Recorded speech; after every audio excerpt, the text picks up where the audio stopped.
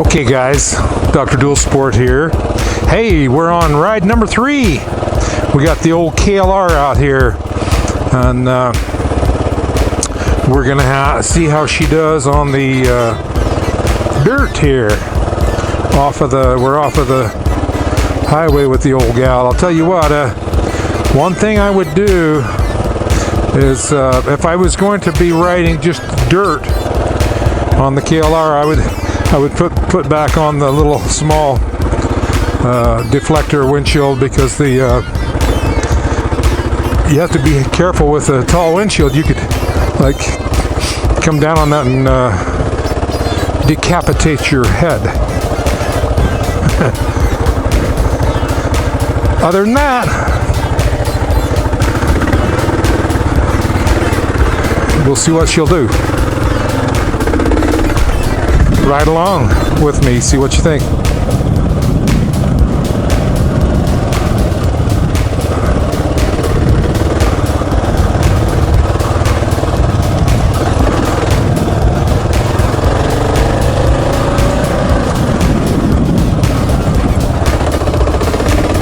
Chug, chug, chug-a-lug.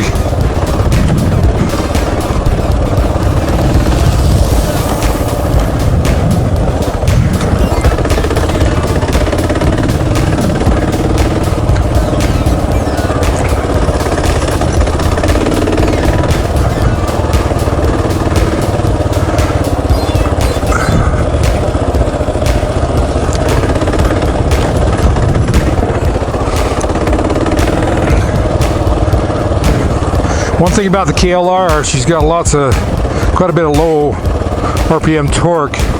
Chug, chug, chug, especially with this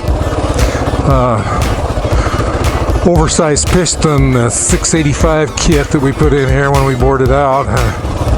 Seems to run quite well. The rear brake is not the best. It might be like glazed over something. I'll have to pull it apart and or who knows. I haven't even looked at it, but have to look at that and adjust it, because it kind of wants to grab coming downhill. So you got to be very light on the rear brake. Try to keep your speed down, and then the light brake.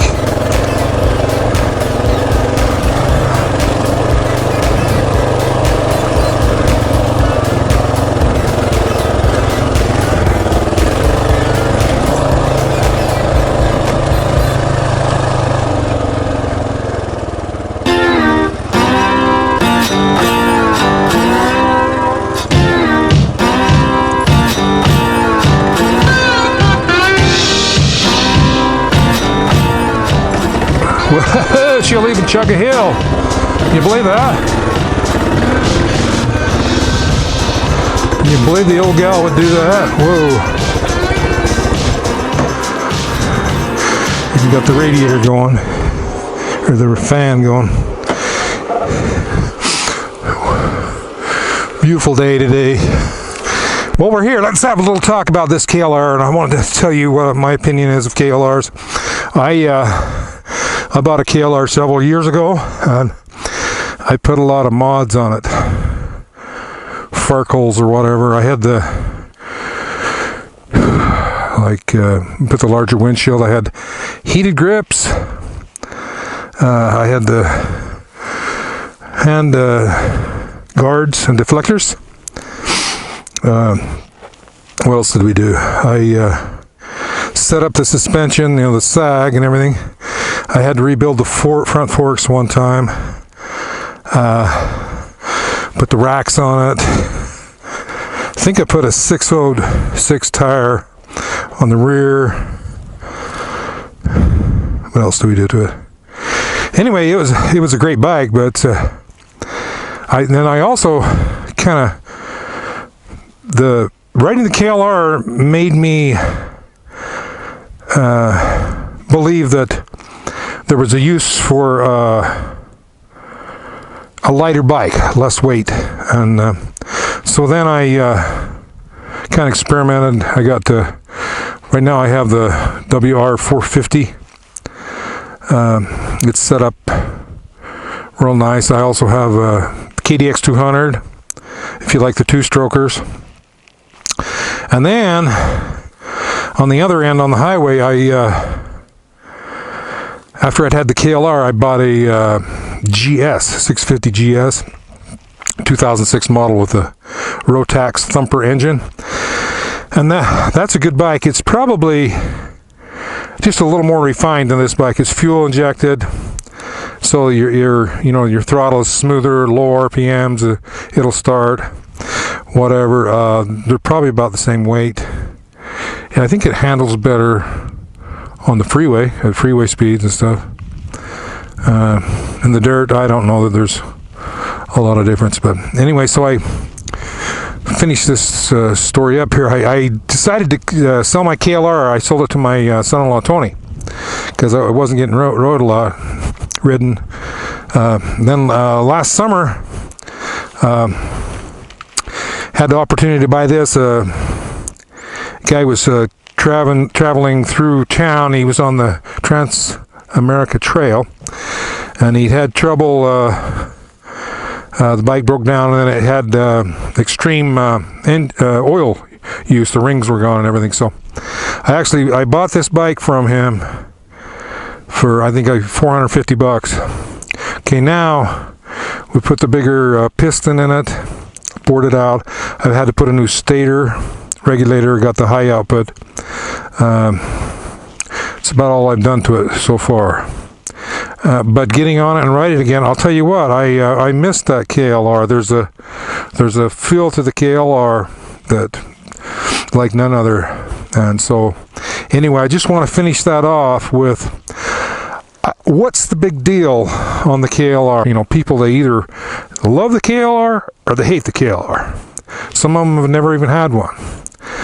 I'll tell you what, not too many of you guys have been on the Trans-America Trail. You haven't been over California Pass. You didn't leave from North Carolina and drive all the way to Utah. So this bike's done all that, so it will do it.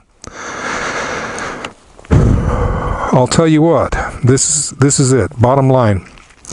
90% of you riders, me included, do not have enough skill to utilize the whole capability of the KLR. That's it. So, but we always think we need something bigger, something better, something faster, something shinier, something whatever. So if you like blue bikes, green bikes, orange bikes, whatever, still your skills are probably not good enough to use all the capability of your bike. So I saw a guy over here riding with his kids, and he was on an old XR 100. This is a man on a little 100, and his kids were on like some 50s, and they were having a blast, So what's to say that that guy would be better off if he had a BMW or a KTM or whatever? So it's not there. There's no value. The whole value of riding a bike is in the experience.